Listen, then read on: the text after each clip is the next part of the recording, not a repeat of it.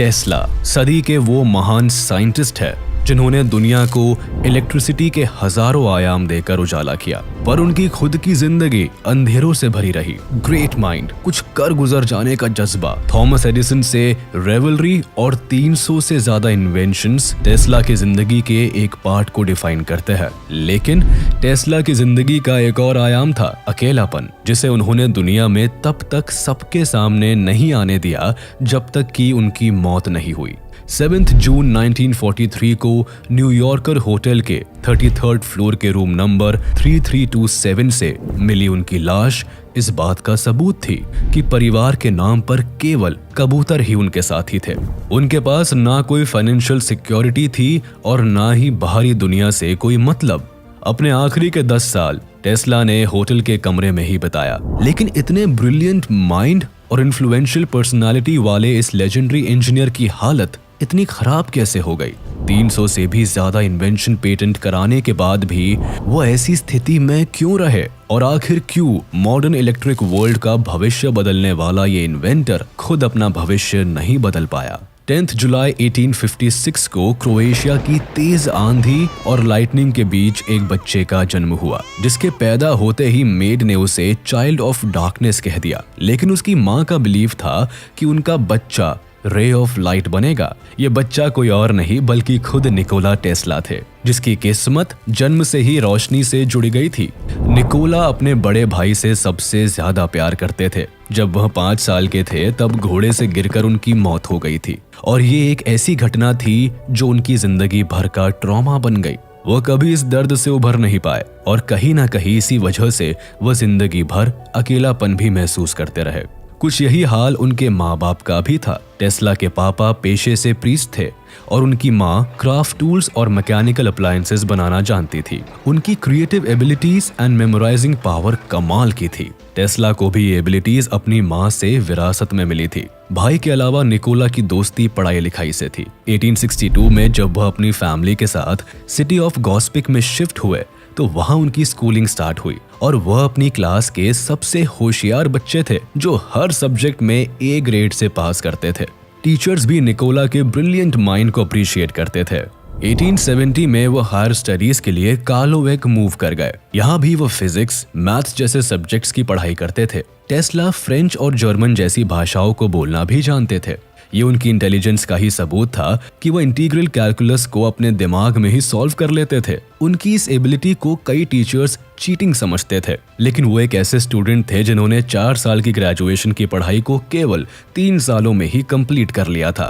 उनका interest engineering की पढ़ाई की तरफ ज्यादा था, लेकिन उनके पापा उन्हें प्रीस्ट बनाने की ख्वाहिश रखते थे। फिर अपने बेटे के सपनों के सामने उन्होंने ये इच्छा भी तोड़ दी जब एक बार निकोला कोलेरिया से पीड़ित हो गए।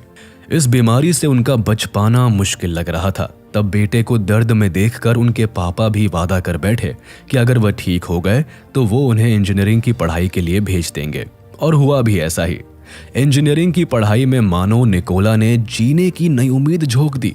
वो जल्द ही रिकवर हो गए और निकल पड़े उस राह पर जो उन्हें इलेक्ट्रिक इन्वेंशंस के करीब ले जाने वाली थी। 19 साल की उम्र में निकोला ऑस्ट्रिया के पॉलीटेक्निक इंस्टीट्यूट में इलेक्ट्रिकल इंजीनियरिंग पढ़ने चले गए और जल्दी ही वहां के स्टार स्टूडेंट बन गए। फर्स्ट ईयर में उनके हाईएस्ट मार्क की बदौलत डीन भी उन्हें स्टार स्टूडेंट कहने से रोक नहीं पाए। मगर उनकी ये ब्रिलियंट स्कॉलर की इमेज को भी ग्रहण लगते देर नहीं लगी। फिजिक्स की क्लास में एक बार प्रोफेसर से उनकी डायरेक्ट करंट मोटर्स को लेकर कहासुनी हो गई। टेस्ला ने डिजाइन में कई फ्लॉज होने की बात कह दी। उनका मानना था कि ऑल्टरनेटिंग करंट से मोटर को और एफिशिएंट बनाया जा सकता है, लेकिन प्रोफेसर उनकी बात से सहमत नहीं हुए। ये घटना टेस्ला के लिए लाइफ चेंजिंग साबित हुई। उन्होंने अपनी ही थ्योरी को प्रूव करना ही अपना मिशन बना लिया।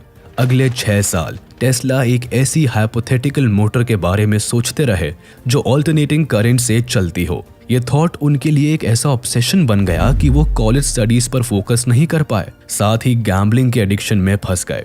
ऐसे में उन्हें नर्वस ब्रेकडाउन से गुजरना पड़ा और वो कॉलेज से ड्रॉप आउट हो गए। इस दौरान उनकी जिंदगी ने कई मुश्किल दौर देखे। वो अपने परिवार से दूर रहे। उनके दोस्तों को लगा टेस्ला नदी में डूबकर मर गए, और कुछ टाइम बाद उन्होंने अपने पापा को भी खो दिया। 1881 में जब टेस्ला अपनी हालत से उभर कर बुडापेस्ट आए तो उन्हें अमेरिकन टेलीफोन एक्सचेंज में काम मिला। यहाँ उन्होंने ड्राफ्ट्समैन के तौर पर काम करना तो शुरू किया, लेकिन उनका माइंड अभी भी एसी करंट थ्योरी पर इतना फोकस था कि एक दिन पार्क में टहलते हुए उनके दिमाग में रोटेटिंग मैग्नेटिक फील्ड के प्रिंसिपल से चलने वाली एसी मोटर का कॉन्सेप्ट आया। इमेजिनेशन और मेमोरी पावर तो टेस्ला की कमाल थी ही। उन्होंने अपने दिमाग में इस नक्शे को बसा लिया और वो समझ गए कि ये काम कर सकता है। किस्मत ने फिर टेस्ला का रास्ता साइंस की तरफ मोड़ दिया और 1882 में टेस्ला को कॉन्टिनेंटल एडिसन कंपनी में जॉब मिली एंड वो पेरिस शिफ्ट हो गए। ये एक ब्रांड न्यू इंडस्ट्री थी और काम इंडोर लाइट इंस्टॉलेशन का था। यहाँ भी टेस्ला के टैलेंट ने ब्रांच मैनेजर को इम्प्रेस कर दिया। 2 साल की कड़ी मेहनत के बाद वो वक्त भी आया जब टेस्ला को एडिसन की न्यूयॉर्क ब्रांच में वर्क करने का ऑफर मिला।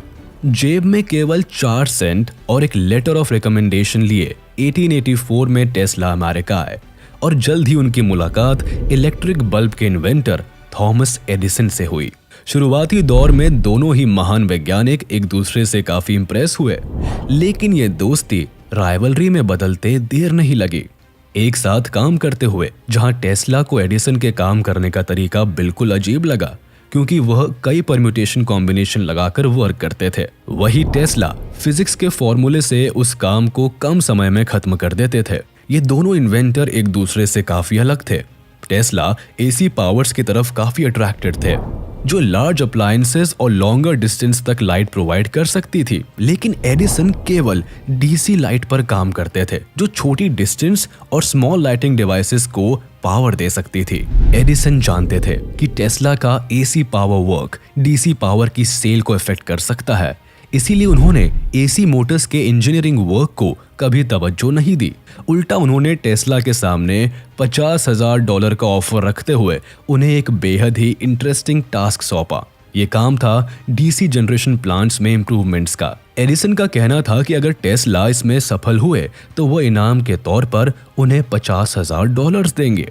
एडिसन इस गुमान में थे कि टेस्ला इस नियर टू इम्पॉसिबल टास्क को नहीं कर पाएंगे, लेकिन उन्हें झटका तब लगा जब कुछ ही महीने के अंदर टेस्ला ने इस काम को हकीकत में बदल डाला। टेस्ला इस प्रोजेक्ट को पूरा करने के लिए रोजाना सुबह 10 बजे से अगली सुबह 5 बजे तक मेहनत करते और ऑफिस में ही सोते। अपनी इस कड़ी मेहनत से सक्सेस मिलने के बाद जब वह रिजल्ट्स लेकर एडिसन के पास पहुंचे तो उन्होंने ये कहकर उन्हें पैसे देने से मना कर दिया कि वो तो बस एक अमेरिकन जोक मार रहे थे। इस धोखे और निराशा से अफेक्टेड टेस्ला ने एडिसन की कंपनी को टाटा बाय बाय कर दिया। लेकिन यही से दोनों के बीच असली राइवलरी की शुरुआत हो गई, बल्कि यही से एसी-डीसी वॉर ऑफ करंट की शुरुआत हुई। 1885 में टेस्ला ने खुद की इलेक्ट्रिक कंपनी की शुरुआत करनी चाहिए, लेकिन यहाँ भी धोखेबाजी के सिवाय कुछ उनके हाथ नहीं आया। 2 बिजनेसमैन रॉबर्ट लेन और बीए व्हील ने टेस्ला को अपनी लाइट मैन्युफैक्चरिंग कंपनी में काम करने के बदले उनके एसी मोटर इंडक्शन में इन्वेस्ट करने का वादा किया। टेस्ला ने दिन रात एक करके आर्क लाइटनिंग सिस्टम पर काम किया और उनकी इस टेक्नोलॉजी को काफी अप्रिसिएशन भी मिला, लेकिन काम खत्म होते ही दोनों बिजनेसमैन ने टेस्ला से पल्ला झाड़ लिया। टेस्ला के पास ना तो पैसे बचे थे और ना ही उसका अपने पेटेंट पर कंट्रोल रहा। हालात इतने खराब हो गए थे कि टेस्ला को $2 दिहाड़ी पर गड्ढा खोदने का काम तक करना पड़ा। ईयर 1886 वो दौर था जब टेस्ला को अपनी हायर एजुकेशन, साइंस, लिटरेचर और मशीन नॉलेज एक मजाक लगने लगी थी। जाहिर था कि इतनी ब्रिलियंसी के बाद भी इस महान वैज्ञानिक को बार बार असफलता, धोखे और निराशा से गुजरना पड़ा। उनकी इस बदनसीबी को किस्मत का साथ तब मिला जब उसकी मुलाकात वेस्टर्न यूनियन के सुपरिटेंडेंट एल्फ्रेड ब्राउन और न्यूयॉर्क अटॉर्नी चार्ल्स पेक से हुई। टेस्ला के यूनिक आइडियाज और पेटेंट ने चार्ल्स और एल्फ्रेड ब्राउन को इम्प्रेस कर दिया। इन दोनों ने टेस्ला को फाइनेंशियली सपोर्ट करने के साथ उनके पेटेंट को हैंडल करने का जिम्मा उठाया और तीनों ने मिलकर टेस्ला इलेक्ट्रिक कंपनी को एस्टैब्लिश किया। टेस्ला अब इंडक्शन मोटर्स बनाने में लग गया और दिन रात की मेहनत के बाद मई 1888 को एक प्रेस कॉन्फ्रेंस में उसने एसी मोटर का कॉन्सेप्ट दुनिया के सामने रखा। यह पहली बार था जब दुनिया ने देखा कि इलेक्ट्रिसिटी केवल बल्ब ही नहीं बल्कि लॉन्ग डिस्टेंस और लार्ज अप्लायंसेस के लिए भी यूज हो सकती है। टेस्ला के इस इन्वेंशन ने कई लोगों का ध्यान अपनी तरफ खींचा।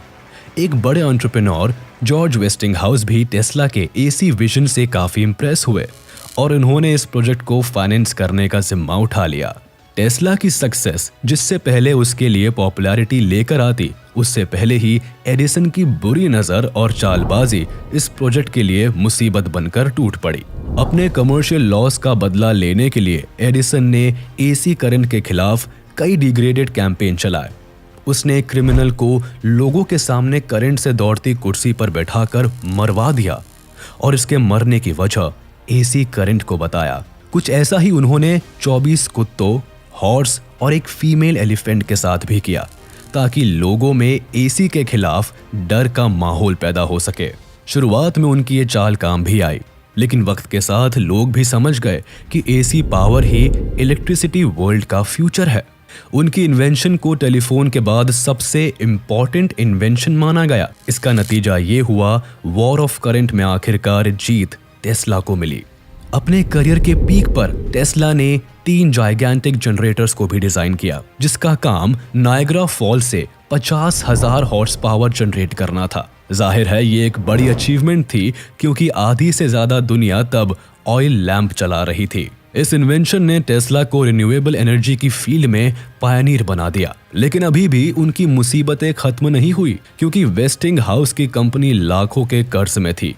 दुनिया के पास पैसा नहीं था, लेकिन ऐसे में उनके दोस्त वेस्टिंगहाउस ने कंपनी को बचाने के लिए कंपनी में टेस्ला से कुछ रॉयल्टीज कम करने की मांग की, जिस पर बिना कुछ सोचे टेस्ला ने अपने कॉन्ट्रैक्ट को फाड़ दिया और लाखों करोड़ों की रॉयल्टीज को जाने दिया।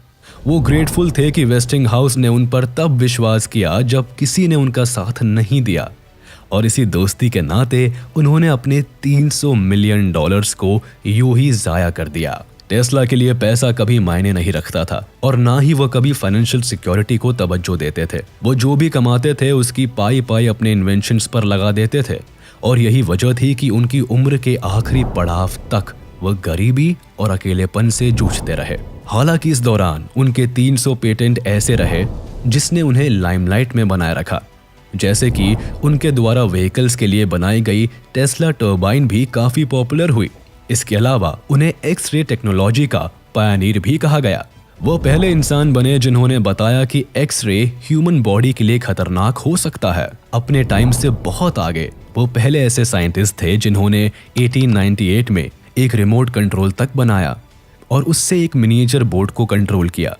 इन सभी डिवाइसेस के अलावा एक और इन्वेंशन ने टेस्ला की पॉपुलैरिटी को बढ़ाया था और वो था टेस्ला कॉइल। ये device high voltage electricity produce कर सकती थी। इसके जरिए टेस्ला समझ पाए थे कि वो पावरफुल रेडियो सिग्नल सेंड और रिसीव कर सकते थे। पावरफुल रेडियो सिग्नल प्रोजेक्ट पर वह कई सालों से काम कर रहे थे। इस इन्वेंशन को वो ब्रॉडकास्ट भी करने वाले थे, लेकिन उससे पहले ही लैबोरेटरी में आग लग गई और उनकी इन्वेंशन आग की चपेट में राख हो गई। इस डिजास्टर ने केवल टेस्ला की रिसर्च ही नहीं जलाई बल्कि उनके इरादों पर भी पानी फेर दिया। ये वो घटना थी जिसने टेस्ला को तोड़ कर रख दिया। उनकी रेडियो सिग्नल की सारी खोज धुआं हो गई। यहाँ से उनका बुरा वक्त शुरू हो गया। कुछ सालों बाद मार्कोनी ने टेस्ला के 17 पेटेंट को इस्तेमाल करके दुनिया का पहला रेडियो मैसेज भी भेजा। इसके लिए टेस्ला ने मार्कोनी को कोर्ट में सू भी किया, लेकिन इस केस में टेस्ला को जीत अपनी मौत के बाद ही मिल पाई। नो डाउट टेस्ला की ब्रिलियंसी अनमैचेबल थी। वो अपने टाइम से काफी आगे थे। उस जमाने में भी वो वायरलेस कम्युनिकेशन पर काम कर रहे थे और न्यूयॉर्क के बाहर एक वायरलेस ट्रांसमिशन स्टेशन बना रहे थे। ये उनका ड्रीम प्रोजेक्ट था। वो एक ऐसी दुनिया को इमेजिन कर चुके थे जहां लोग वायरलेसली मैसेज सेंड और रिसीव कर सकते थे। लेकिन लैबोरेटरी में लगी आग के बाद ना उनके पास फाइनेंशियल बैकिंग थी और ना ही कोई इन्वेस्टर। टेस्ला के पास कोई रास्ता नहीं था। आखिरकार उन्हें अपने इस प्रोजेक्ट को बंद करना पड़ा और बाकी बची हुई जिंदगी होटल रूम में बितानी पड़ी। टेस्ला की जिंदगी बताती है कि इतनी ब्रिलियंसी के बाद भी उनकी जिंदगी संघर्ष और कांटों से भरी रही। वो कई बार अनलकी भी रहे, लेकिन कई बार बुरे हालात के जिम्मेदार वो खुद भी थे, क्योंकि वो कैपिटलिस्ट नहीं थे। मनी, फेम से ज्यादा वो ह्यूमैनिटी के बेटरमेंट और साइंस के लिए काम करते रहे। और शायद इसीलिए उनके मरने के बाद ही लोग उनकी इंटेलिजेंस की कदर कर पाए। इसी के साथ हम आपसे विदा लेते हैं। उम्मीद है आपको ये वीडियो जरूर पसंद आया होगा। आप इस वीडियो को अपने दोस्तों के साथ शेयर करना बिल्कुल भी ना भूलें। साथ ही इस चैनल को सब्सक्राइब जरूर कर दें।